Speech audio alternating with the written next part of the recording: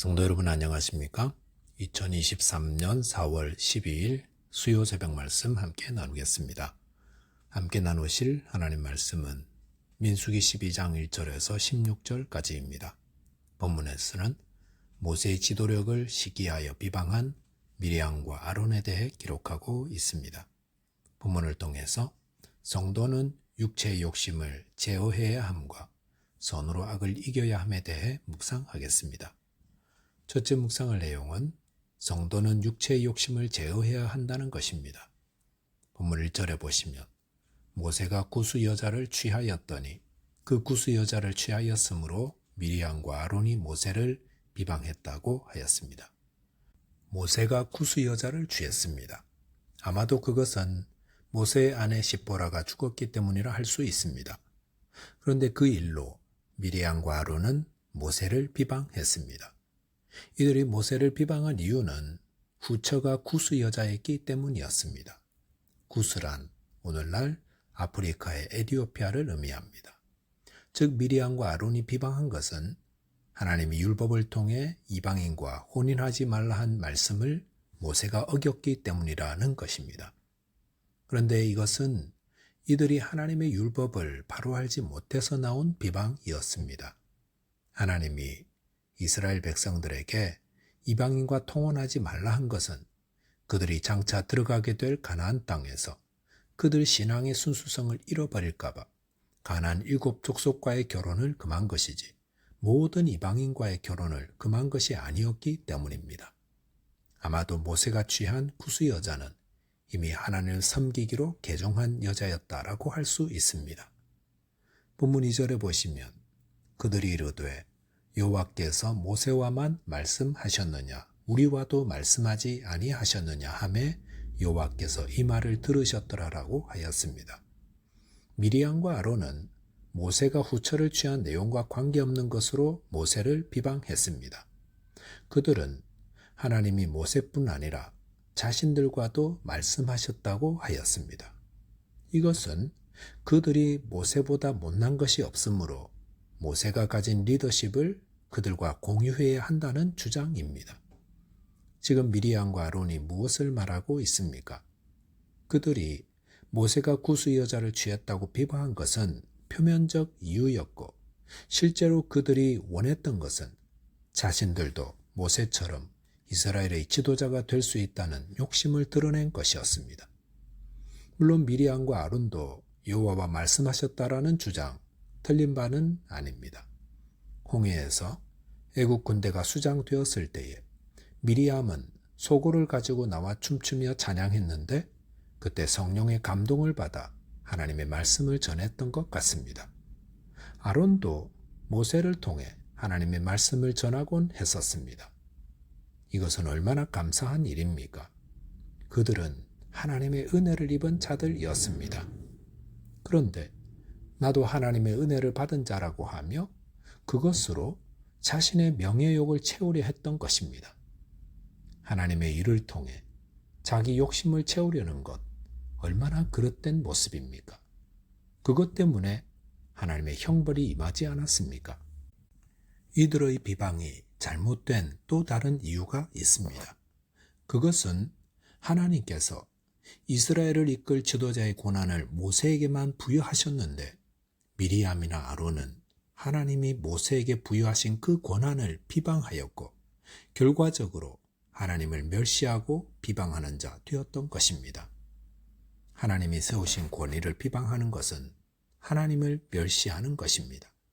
그러므로 본문 8절에 보시면 그들이 하나님이 세운 모세 비방하기를 두려워하지 않았다는 하나님의 책망을 들었습니다.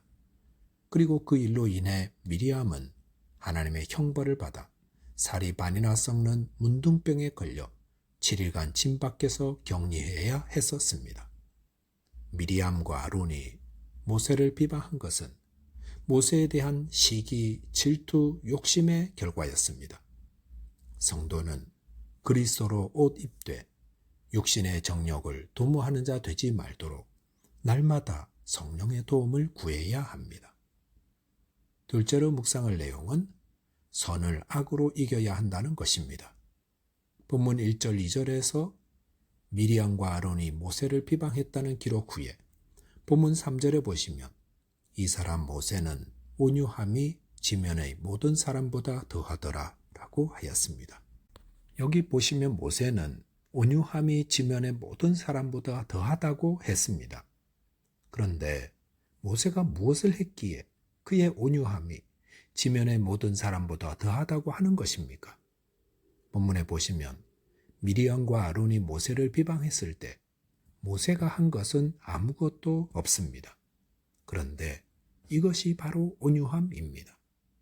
온유함이란 누구가 나를 비방하고 무시할 때, 특별히 나와 가장 가까운 사람이 나를 비방할 때 아무것도 하지 않고 가만히 있는 것입니다. 그런데 모세는 어떻게 그런 상황에서 가만히 있을 수 있었겠습니까? 그것은 하나님이 이 모든 상황을 주재하고 계시고 공의의 하나님이 이 모든 것을 갚아주실 것이라 신뢰했기 때문이라 할 수 있습니다. 보십시오. 본문 4절 이하에 보시면 하나님께서 모세와 아론과 미리암을 회막으로 불러 미리암과 아론을 책망하셨습니다. 모세는 비방당할 때 잠잠했는데 하나님이 알아서 정리해 주셨던 것입니다. 로마서 12장 19절에 보시면 내 사랑하는 자들아 너희가 친히 원수를 갚지 말고 하나님의 진노하심에 맡기라. 기록되었으되 원수 갚는 것이 내게 있으니 내가 갚으리라고 주께서 말씀하시니라라고 하였습니다.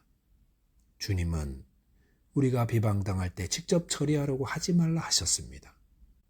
성도 여러분, 누군가에게 비방받을 때 그냥 받으시기 바랍니다. 잠잠히 받으십시오. 억울해도 가만히 계십시오.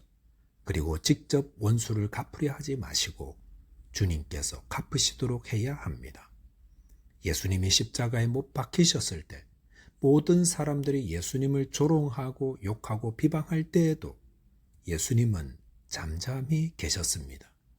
그것은 예수님이 힘이 없어서가 아니라 하나님을 신뢰하고 계셨기 때문입니다. 이것이 온유함입니다. 그런데 이 온유함은 우리의 능력이나 인격으로 할 수 있는 것이 아닙니다. 온유함은 성령께서 주시는 힘으로 할 수 있습니다. 그러므로 성도는 이유 없이 비방당할 때 같이 분노하며 일어나는 자 되지 마시고 모세와 같이 또 예수님과 같이 온유한 자 되도록 성령의 도움을 구하시기 바랍니다. 본문 11절에 보시면 미리암은 하나님의 징벌을 받아 나병에 걸렸습니다. 왜 미리암만 하나님의 징벌을 받은 것일까요? 아마도 그것은 미리암이 모세를 비방하는데 주도적 역할을 했기 때문일 것입니다. 나를 비방하던 자가 쓰러졌습니다. 망했습니다. 하나님의 벌을 받았습니다. 그럴 때 모세는 어떻게 했습니까? 아론이 모세에게 용서를 구하며 도움을 청했습니다. 그러자 본문 13절에서 모세가 여호와께 부르짖어 이르되 하나님이여 원하건대 그를 고쳐 주옵소서라고 간구하였고 하나님께서 모세의 기도를 들으시고 미리암을 고쳐 주셨습니다. 모세는 자신을 무고하게 비방하던 가까운 미리암이 하나님의 형벌을 받았을 때, 그리고 함께 비방했던 아론이 180도 태도를 바꾸어 미리암을 고쳐달라고 요청했을 때 그를 위해 간절히 기도하였습니다. 그리고 용서를 구하는 아론도 기꺼이 받아 주었습니다. 온유함이란 어떤 것입니까? 그것은 부드러움입니다. 부드러워서 비방하면 밀리고 그러다가 비방하던 자가 와서 도움을 구하면 또 이렇게 돌아와 기도해 줍니다. 로마서 12장 20절 21절에 보시면 내 원수가 줄이거든 먹이고 목마르거든 마시게 하라. 그리함으로 네가 숯불을 그 머리에 쌓아 놓으리라. 악에게 지지 말고 선으로 악을 이기라 하였습니다.